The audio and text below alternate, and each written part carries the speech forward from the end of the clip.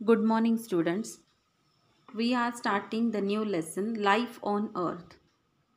Now, here are the few points that are shown that we are going to see in this lesson. Formation of the Earth means how does the Earth formed? कैसे बनी है ये अर्थ? Beginning of life on the Earth.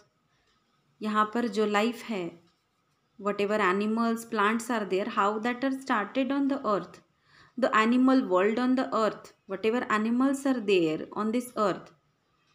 So all these things are introduced here. First we'll see formation of the earth.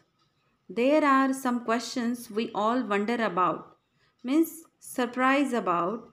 For example, what are the questions in our mind? How did the earth on which we live come to be? How did the earth on which we live come to be? When did that happen? Was it always the way we see it today or has it undergone changes? आज आपण जे जग बघतोय हे असंच होतं का? यात काही बदल झाले का? हा आपल्याला विचार येतो. If it has changed, what exactly are those changes? जर काही चेंजेस असतील तर एक्झॅक्टली काय चेंजेस आहेत? This is our earth.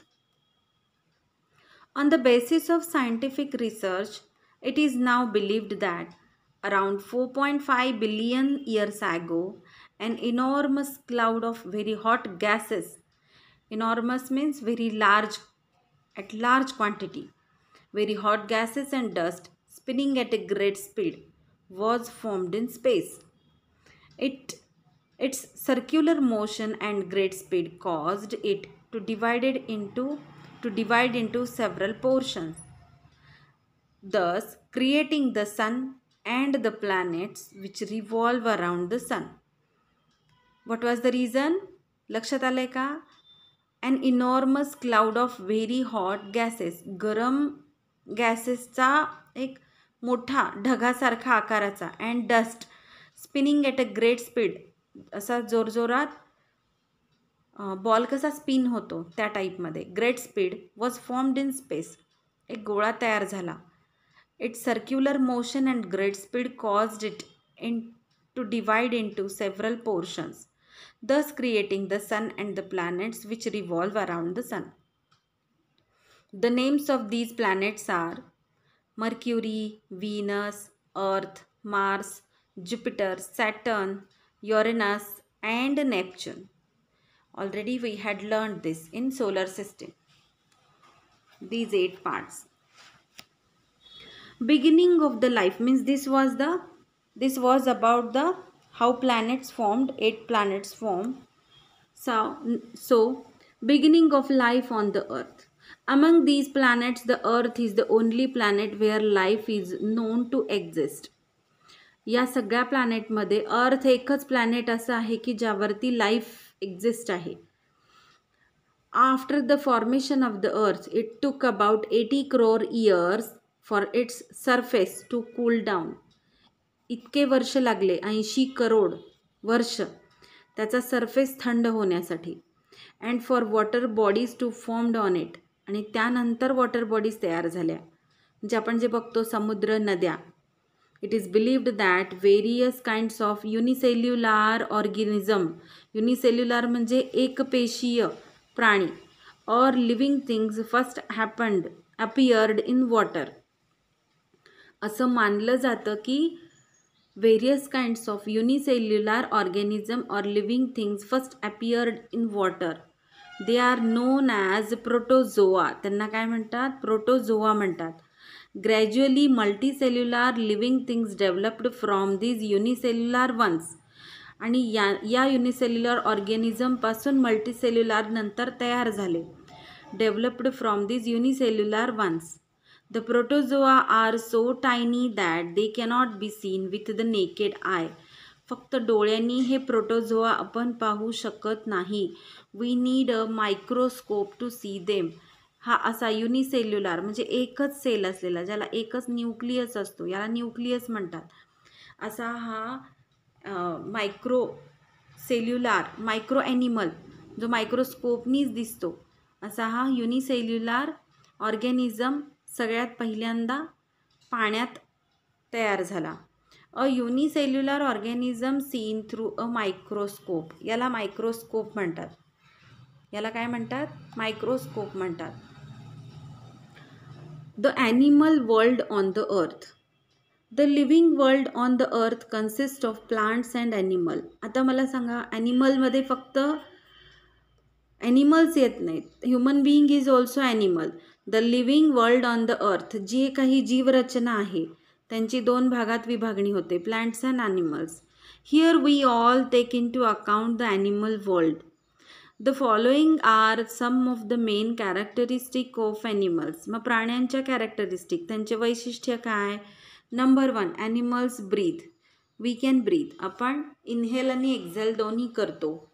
Animals move in order to get food और फॉर अदर पर्पजेस. आपण हालचाल करू शकतो, आपल्याला अन्नाच्या शोधार्थ, राहण्याच्या shelter, food, shelter and cloth. For these purposes animals move in order to get food और फॉर अदर पर्पजेस. म्हणजेच काय? मूवमेंट आहे, ब्रीदिंग आहे. First point breathing, second point movement, third one animals of some species lay eggs. यालाच आपण breeding म्हणतो. Breeding म्हणजे काय? यंग वन्स, प्रजनन, ब्रीडिंग. मग ह्या ब्रीडिंग म्हणजेच प्रजनन, रिप्रोडक्शन म्हणतो आपण त्याला, reproduction. What it is known as reproduction. मग animals of some species lay eggs, काही प्राणी अंडी देतात. And their young ones are born out of eggs, आणि त्या अंडींमधून त्यांचे छोटे बेबी बाहेर येतात. Animals of some other species give birth to their young ones. काही प्राणी हे बाळाला, छोट्या बेबीला जन्म देतात. That is called as the direct, they are not laying eggs. 3 प्रकारचं रिप्रोडक्शन असतं. एकतर laying eggs, lay eggs, then give birth to young one,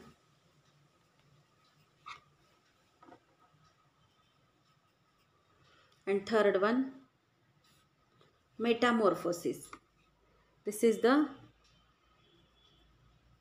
metamorphosis.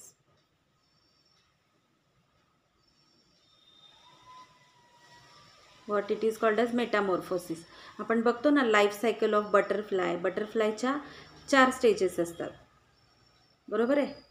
Butterfly, mosquito butterfly, frog, toad, त्याच्या पण असतात ना स्टेप्स. फ्रॉगच्या पण डायरेक्ट फ्रॉगचं यंग वन दिसत नाही आपल्याला. Tadpole and then frog. So these are the 3 ways of reproduction. Laying eggs, give birth to young one and metamorphosis. म्हणजे ज्यामध्ये फेजेसमधून जातात. सुरुवातीला लेईंग एग्स, त्यानंतर chrysalis, pupa and finally the butterfly, अशा पद्धतीने. So here are some animals, few animals are shown here. Okay, काही animals दाखवलेले आहेत, बर्ड्स पण आहेत. Butterfly is also there. This is the chameleon, owl, tiger. So few animals, animal world is shown here. So children, as this lesson finishes here, very small lesson it was, how earth came into existence. Then this is unicellular organism. Unicellular organism म्हणजे ही एकच sale आहे, छोटा कण. आपल्या बॉडीमधला छोटा कण जो असतो, सेलपासून बनलेलं आहे हे शरीर. खडूला कसे पार्टिकल्स असतात तसं हा युनिसेल्युलर, एकच सेल असलेला, आणि हे सगळे मल्टीसेल्युलर ऑर्गॅनिझम आहेत. असे अनेक सेल्स जेव्हा जोडले जातात तेव्हा हे असं ॲनिमल वर्ल्ड तयार होतं. आणि unicellular organism that we can seen through a microscope, याला मायक्रोस्कोप म्हणतात. आणि these are the 8 planets. This much is there in this lesson. Beginning of life on the earth, the animal world on the earth, आणि हे 3 characteristic.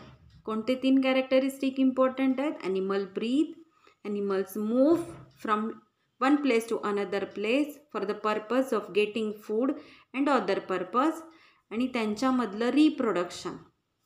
Understood? These are the important points I have explained. Read this lesson twice. If any new word you don't know, then you can ask me doubt. Okay? Thank you.